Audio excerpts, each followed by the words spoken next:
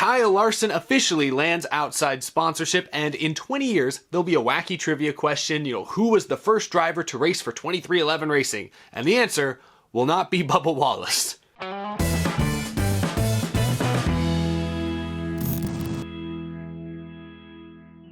How's it going, y'all? My name is Eric, and welcome to Out of the Groove. We've got a full show ahead for you guys. It's a midweek edition. This is a very exciting week for Out of the Groove because tomorrow, assuming you're watching this the day it comes out, we have a huge announcement to make tomorrow. I've been teasing this for about a month or so, but Out of the Groove is officially expanding this year. That means more content for you, more voices and personalities getting involved, and more online engagement. So stay tuned because tomorrow we'll be announcing everything. I'm super duper excited. Now we have a lot to get to in today's episode. Today's episode is also sponsored by my good friends at Swan Security Systems. If you're looking for the perfect wired security system that drives intruders away, look no further than the Swan Enforcer. Their cameras shoot in 4K and they're equipped with flashing lights and a siren, and it comes with free local and cloud recording storage. It's easy to use the app and check in at any time. Swan is a huge supporter of Out of the Groove and of NASCAR this year. Learn more about the Swan Enforcer at swan.com/enforcer. That link is down in the description below. Thank you to Swan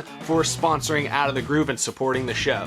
All right, we'll talk about Kyle Larson and we'll hit on some other news here in just a minute, but I want to start with some breaking news right before I hit record.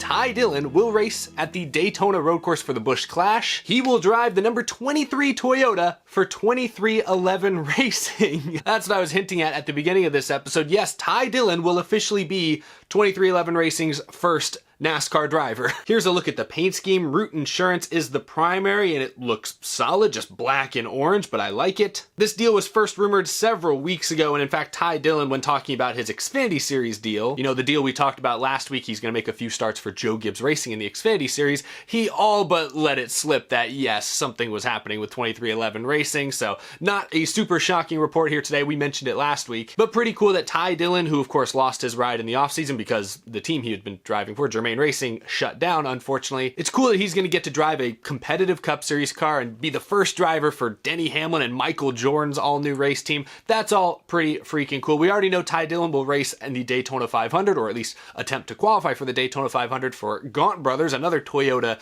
team. So Ty Dillon's the Toyota utility guy here, at least at the beginning of the year, also running those Xfinity races for Joe Gibbs Racing. This sort of speaks to maybe a larger narrative that we'll see take shape here in the next few years. Remember a couple of months ago when Denny Hamlin, 23XI Racing, teased that they were planning to expand their shop already to accommodate 2, 3, maybe 4 cars one day? Seemed like pretty big talk for a team that has yet to even hit the racetrack, but it sounds like 23XI Racing and Toyota have big plans for this new team, and we've seen Toyota reloading their pipeline a bit, if you will. John Hunter Nemechek joining KBM and will race trucks this year. Ty Dillon making a few Xfinity Series starts, nothing to get too excited about, but he is involved and he is racing for them at the Daytona Road Course now for the Clash. Chandler Smith will race full-time in trucks. Ty Gibbs is expected to make some Xfinity starts this year. Harrison Burton won a few races last year. The Toyota development system's looking pretty good, and I think all those drivers I just mentioned have their eyes set on a couple JGR spots. Of course, Martin Truex Jr., he is in the last year of his current deal.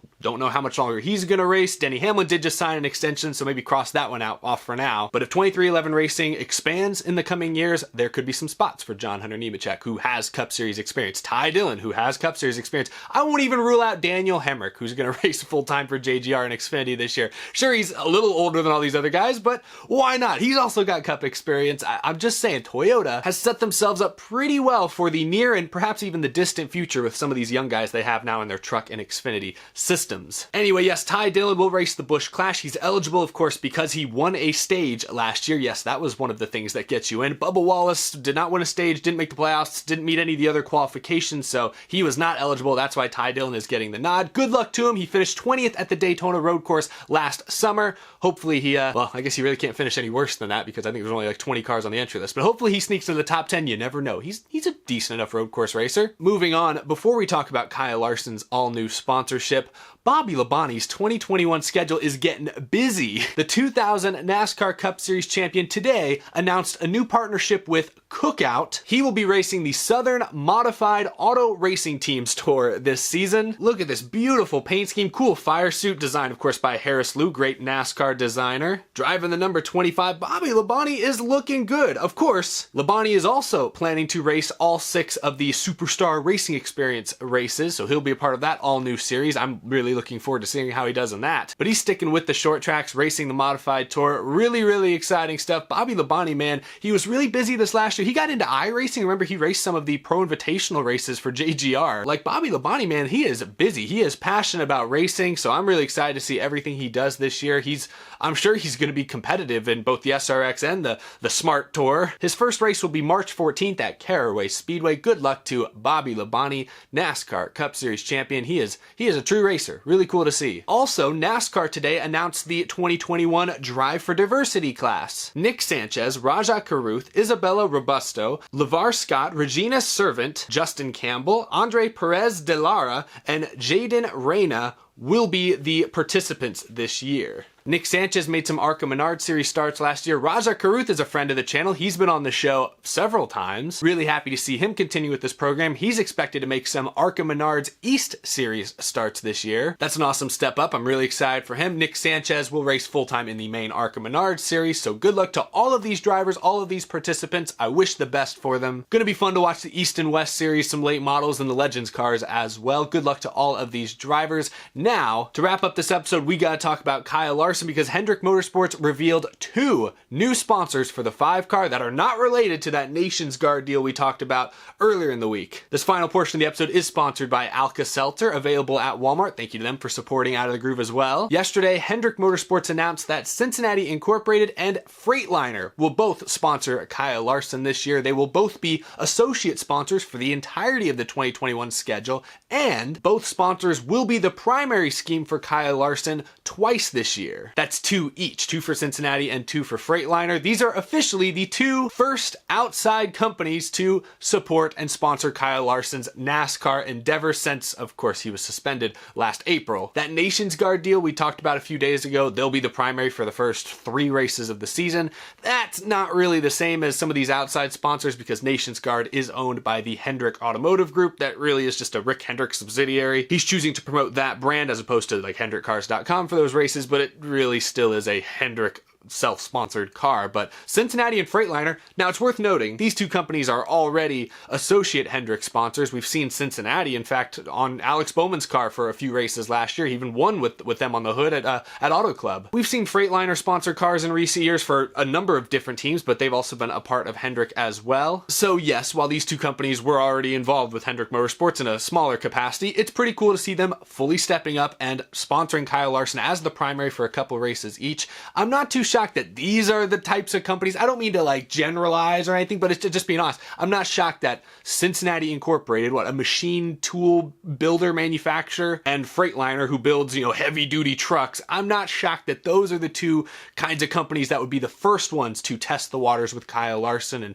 and sponsor Larson. And you think about when Larson had the issue last April, you think about the sponsors that dropped him. Chevrolet, a nationwide, a worldwide sponsor that appeals to everyone, that everybody knows Chevrolet. McDonald's, everyone knows McDonald's. That's a worldwide brand if I've ever seen one. Any sort of PR blowback would have been greater for Chevrolet or McDonald's than it's going to be for, a more niche company like Cincinnati Incorporated. Who had heard of Cincinnati Incorporated, honestly, before last year they were on Bowman's car? I mean, maybe I guess they're based in Cincinnati. Ohio people, if you've heard of Cincinnati, sure, go ahead.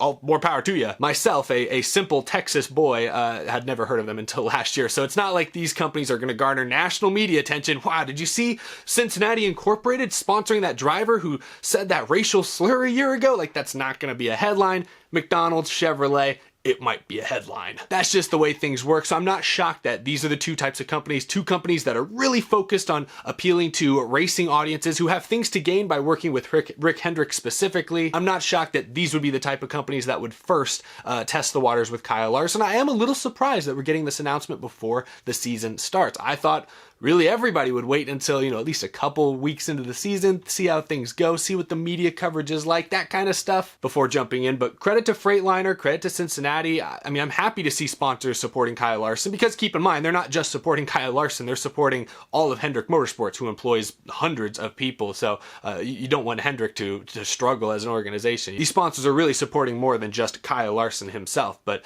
even then, I think Kyle Larson doesn't deserve to be completely shut out forever and ever. But there's the news about Kyle Larson. Let me know what your reactions are. We don't have any paint schemes or anything yet, just a press release, just an announcement. I'm looking forward to seeing what they design. Hopefully it's a different design than that traditional Hendrick look that is on the Hendrick cars and the Nations Guard scheme. I'm tired of that basic scheme. I'm sorry. I know it has historical significance and sentimental significance. I get it. I'm not disrespecting it. I'd like to see something a little bit different. Come on. Anyway, let me know how you feel about Kyle Larson landing his first official outside sponsorship. Let me know what you think about the Drive for Diversity class, Bobby Labontes, the ageless wonder, and of course Ty Dillon racing for Michael Jordan. What an odd pairing, an interesting combination. Let me know what you think of everything we talked about in today's episode down in the comments below. That's all I've got. Thank you all so much for watching. Be sure to subscribe if you're new to the channel. We talk NASCAR almost every single day, and Daytona is right around the corner. As always, a huge thank you to my amazing Patreon supporters as well. Couldn't do this show without your tremendous support. Thank you again to Swan Security for supporting Out of the Groove. Check them out at swan.com/enforcer. Check out that Swan Enforcer. It is a heavy-duty system. That's all I've got. Be sure to tune in tomorrow for a major Out of the Groove related announcement. Take care, everyone. Stay safe, and I will see you then.